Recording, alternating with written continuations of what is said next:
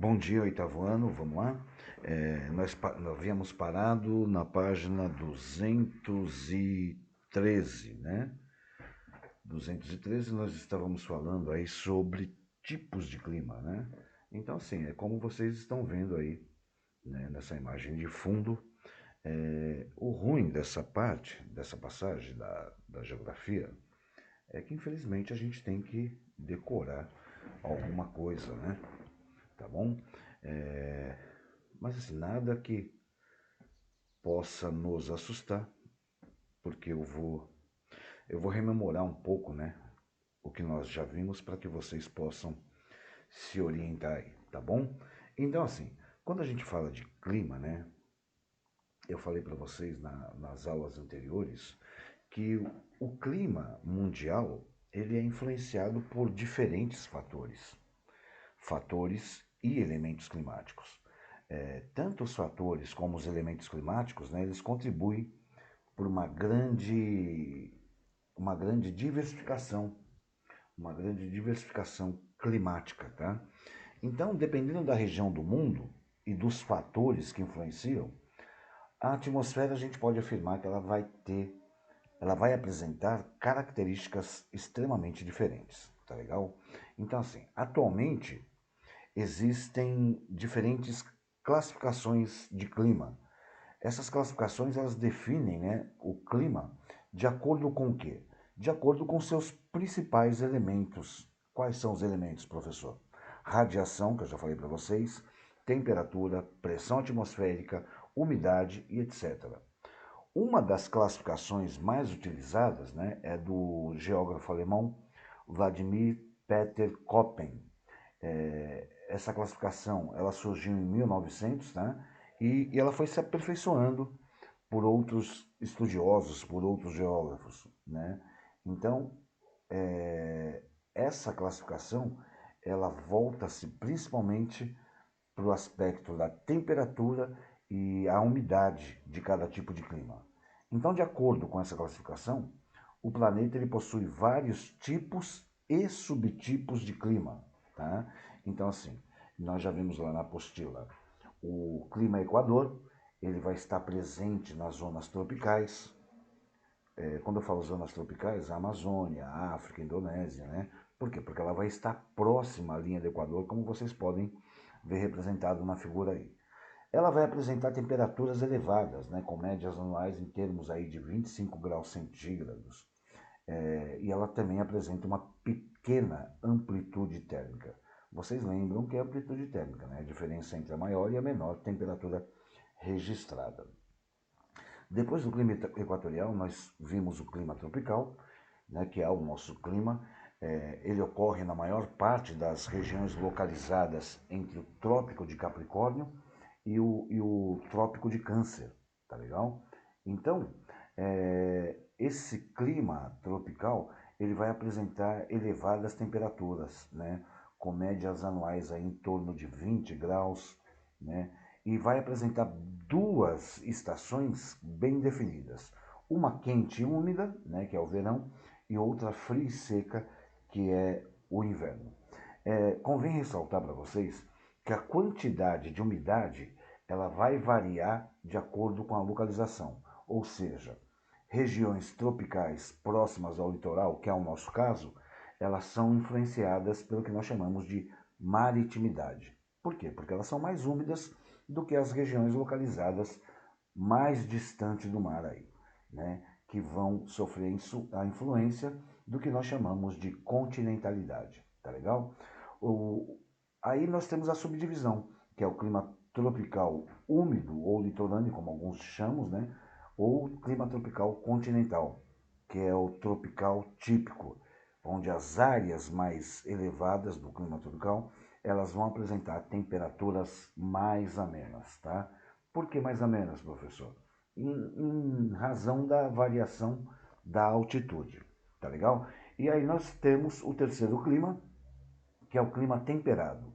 O clima temperado ele vai estar presente em áreas de médias altitudes, né?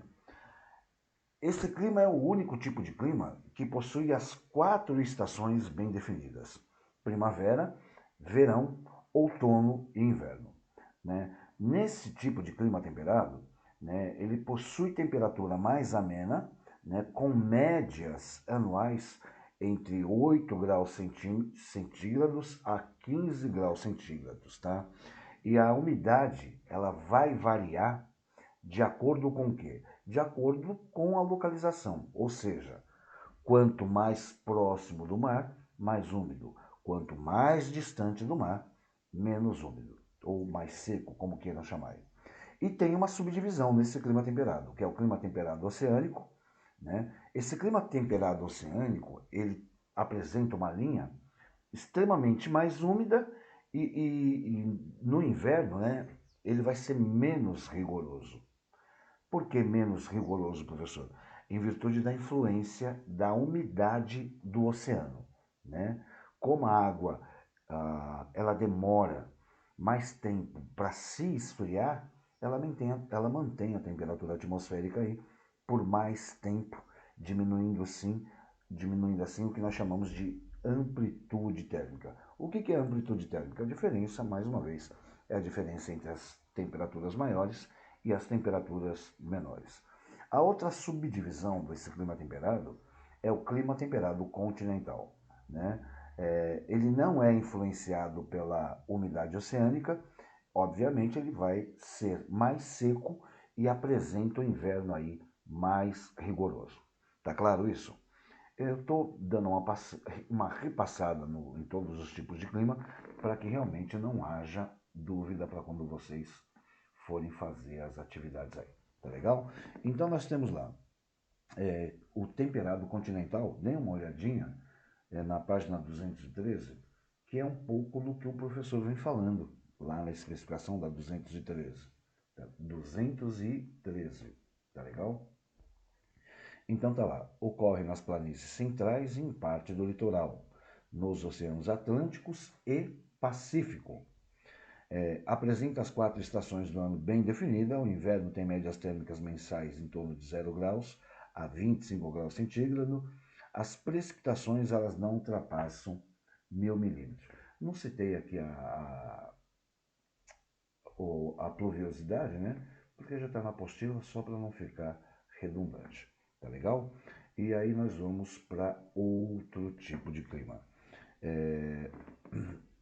Falamos do temperado continental, do temperado oceânico. Só um minutinho. Deixa eu ver se eu tenho outra imagem aqui para colocar para vocês. O subtropical. Página 214, vamos falar do clima subtropical. Então, assim, o clima subtropical, ele ocorre aonde, professor?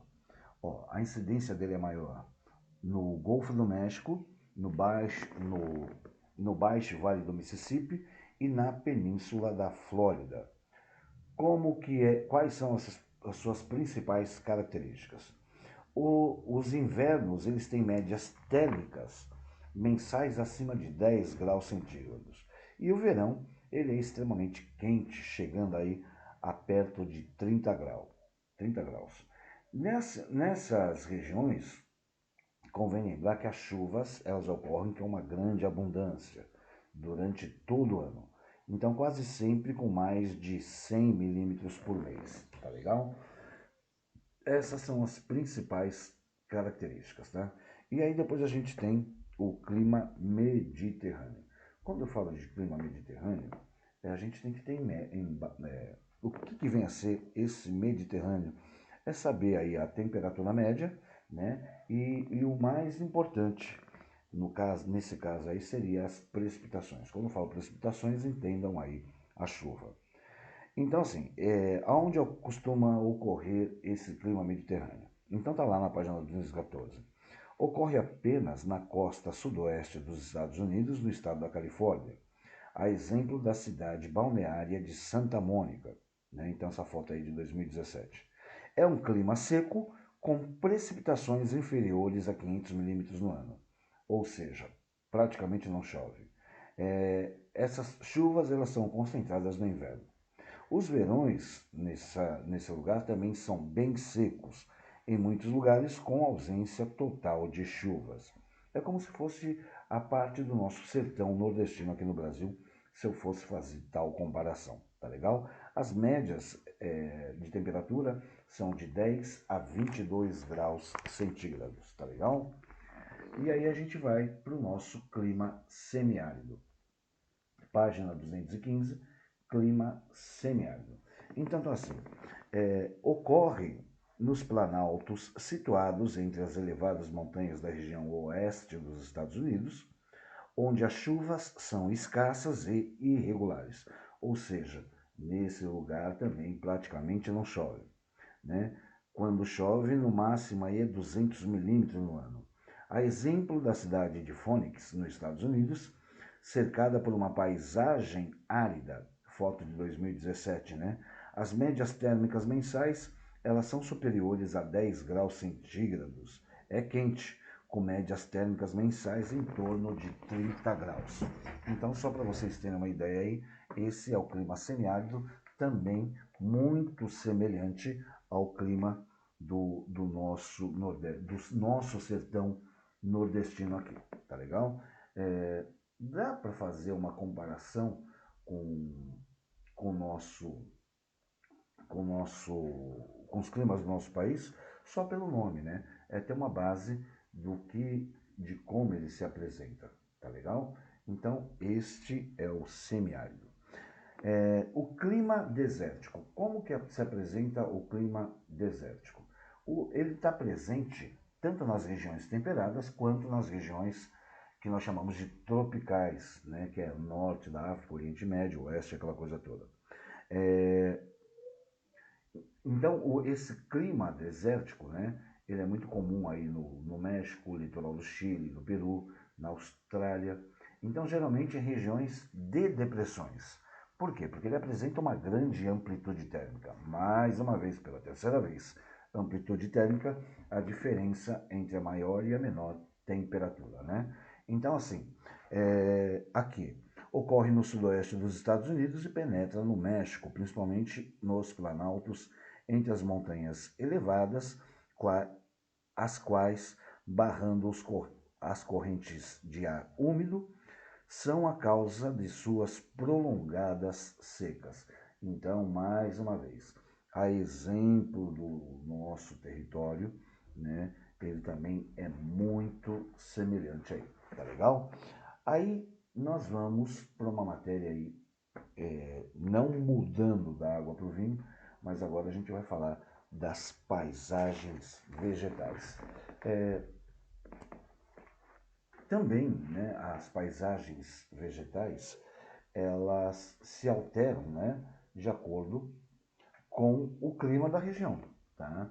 Então, dependendo do clima, é que ela vai apresentar as características peculiares, né, do seu local de origem. O que é paisagem, primeiro?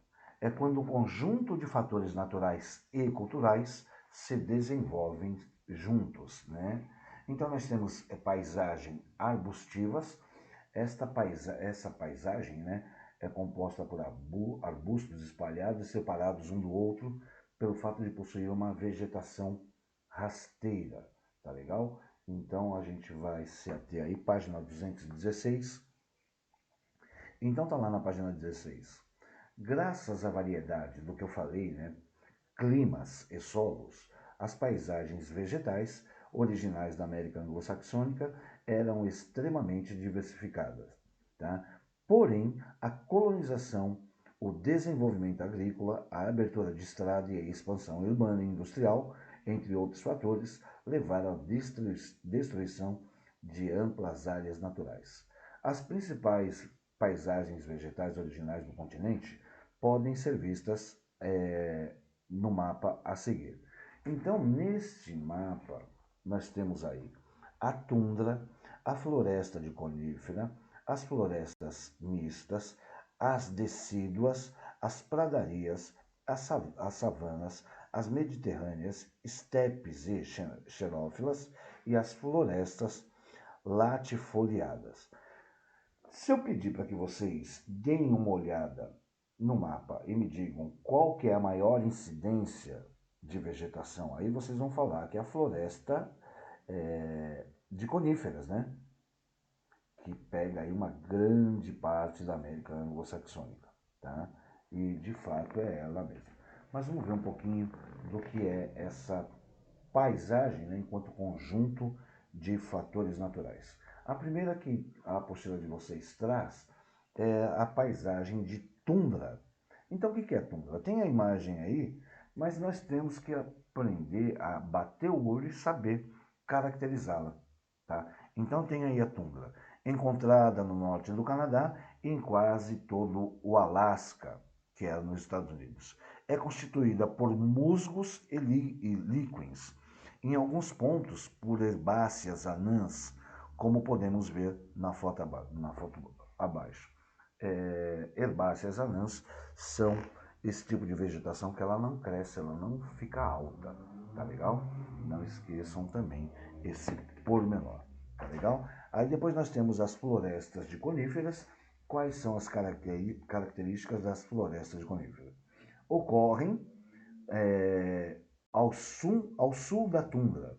Ocupação parte do Alasca, Estados Unidos também, e do Canadá, e em áreas do oeste dos Estados Unidos, em locais onde a elevação do relevo determina invernos muito rigorosos. Então nós temos a imagem na página 217 do que são essas coníferas, tá legal? E aí nós temos as decíduas. As decíduas, elas se caracterizam pela perda das folhas durante o outono e o início do inverno. Ocupavam a leste do continente, predominantemente no território dos Estados Unidos. Foram devastadas, restando apenas em parques nacionais, como dos Apalaches, no estado da Carolina do Norte, Estados Unidos. Então aí também tem a imagem dela, né? Uma imagem bacana que mostra aí quando elas se perdem, né? Quando elas se perdem aí no outono e inverno, tá bom? Página 218, por gentileza. Página 218. Nós vamos ver aí as pradarias, tá? Então, as pradarias, quais são as principais características? Primeiro, na 218, traz que ela ocupa toda a área da planície central, né, e elas são formadas essencialmente por gramíneas e herbáceas. Tinha um aspecto de uma vasta paisagem. Hoje, raramente são encontradas, pois seus espaços foram quase todos ocupados pela agropecuária. É onde há pasto, né, gente? Essas pradarias é onde os gados pastam, né? E até por conta disso, ela já quase é inexistente. Tá legal? Aí depois nós vamos ver as savanas. Quais são as principais características das savanas? Elas ocupam o sul dos Estados Unidos, na fronteira com o México, constituído por uma baixa camada de gramíneas e outras mais elevadas de arbustos pequenos que se assemelham ao cerrado brasileiro. Na foto, as áreas de savana em Fort Pierce, Estados Unidos, em 2017. Lembra também bastante, né, a característica de alguns lugares do território brasileiro, né? Então essa aí são as savanas. Na página 219, a gente vai ver a paisagem, a tipo de vegetação mediterrânea, tá legal? Então, essa mediterrânea, só um minutinho, deixa eu acertar aqui a imagem para vocês. Essa paisagem mediterrânea ela é tipo de clima seco e com a estação do ano bem definida, tá? Então, assim, quando a gente fala de paisagens vegetais, né, dá para comparar também com a do território brasileiro. Então, o que ocorre? Ocorrem chuvas concentradas no inverno e é formada por herbáceas baixas e secas, pequenos arbustos, algumas xerófilas e palmáceas ocasionais, semelhantes aos maques e garrigues que estudamos na Europa. Tá? E aí é como se fosse uma encosta, né? Se a gente for comparar essa imagem com a nossa aqui da Serra, é praticamente uma encosta, tá legal? Bem semelhante. Florestas latifoliadas. O que são essas latifoliadas? As florestas latifoliadas, Elas ocorrem nas áreas quentes e úmidas do Golfo do México e na península da Flórida, como podemos ver na foto abaixo, do pântano do Pepper Creek, em Osana Spring, Estados Unidos, e aí em 2015, essa foto, né? São formações arbóreas bastante densas que lembram a paisagem da Mata Atlântica. Então, mais uma vez, outro tipo de paisagem que lembra a nossa aqui. Tá legal? E aí nós temos na página 220 as estepes e as xerófilas. Elas ocupam regiões áridas e semiáridas do interior do oeste americano, como a reserva indígena de Navarro, próximo à cidade de Utah, Arizona, em 2015. É uma vegetação composta de gramíneas ressecadas, espalhadas em tufos pelo terreno dos arbustos de pequena altura, com poucas folhas e diversos tipos de xerófilas. Tá legal? E aí, o ruim também, a exemplo da tipo de vegetação e clima, é que nós temos também que decorar essa parte, né? Então, assim, eu havia dito que ia fazer a correção, hoje é dia 14, 16/9, a gente vai falar da América Anglo-Saxônica, a população, tá? Eu vou só colocar um tipo as paisagens vegetais, só um minutinho. Quando a gente fala de paisagens vegetais, né, eu não estou falando, tá? Para quem pegou o bonde andando agora, eu não estou falando de paisagens vegetais do território brasileiro, tá? Isso é uma sequência da América. Eu vou colocar aqui, tá? Para ver se eu encontro uma imagem da América anglo-saxônica. As paisagens vegetais da América anglo-saxônica, que é o tema das nossas aulas aí, tá? Da nossa aula 10. É só América anglo-saxônica. Depois, né, a gente vai falar do território do território brasileiro, tá legal? Então, a América anglo-saxônica, mais uma vez, eu estou mencionando para vocês, ela desenvolve, ela retrata, né, o tipo de paisagem que existe tanto no Canadá como nos Estados Unidos. Nós falamos dos climas tanto do Canadá como dos Estados Unidos. Não se iludam achando que a gente está falando do Brasil. Brasil, apesar delas serem semelhantes, né, a gente pode colocar aí que o Brasil é totalmente diferente desse cenário do Canadá e dos Estados Unidos. Tá legal? Só um minutinho que eu vou colocar mais uma imagenzinha para vocês para ver se dá tempo aqui. Utilizem o restante da aula, da segunda aula nossa, para fazer as atividades. Não é que o vídeo é curto, não. É tempo para que vocês possam fazer as outras atividades, tá? Por exemplo, da página 220, 221 e 222. Não é para ficar com a cara para cima ou jogando no celular, não. Esse tempo que vocês estão tendo depois da gravação do vídeo, depois de verem esse vídeo, no qual irão colocar aí o nome e o número para computar a presença, não esqueçam que o tempo restante é para fazer os exercícios. Uma hora eu vou pedir o exercício, vai ter que estar pronto, né? Uma hora eu vou falar, olha, eu quero os exercícios, a gente vai corrigir todos os exercícios, e aí aquele que não tiver pronto já viu, tá bom? Deixa eu colocar aqui, já apareceu a imagem aqui. Deixa eu só encerrar com esse vídeo do Canadá e Estados Unidos, tá bom?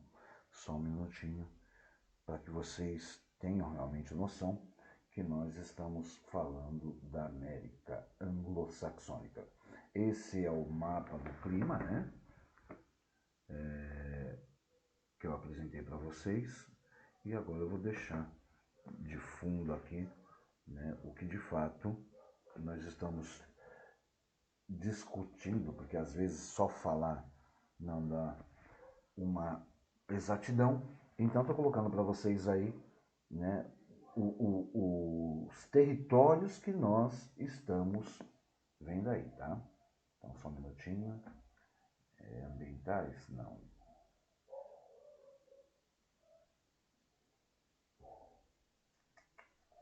Peraí.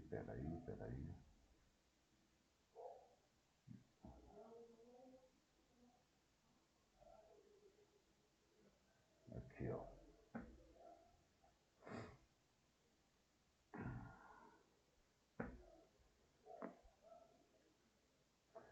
Deixa eu ver se ela mudou. Ó, essa parte que nós estamos vendo, não só o clima, como a vegetação. Tá legal? Vou deixar aí para vocês como fundo, tá? Já está encerrando aqui. Não esqueçam de fazer as atividades e colocar um número lá, tá legal? Até quarta, boa semana, Deus abençoe a vida de vocês aí.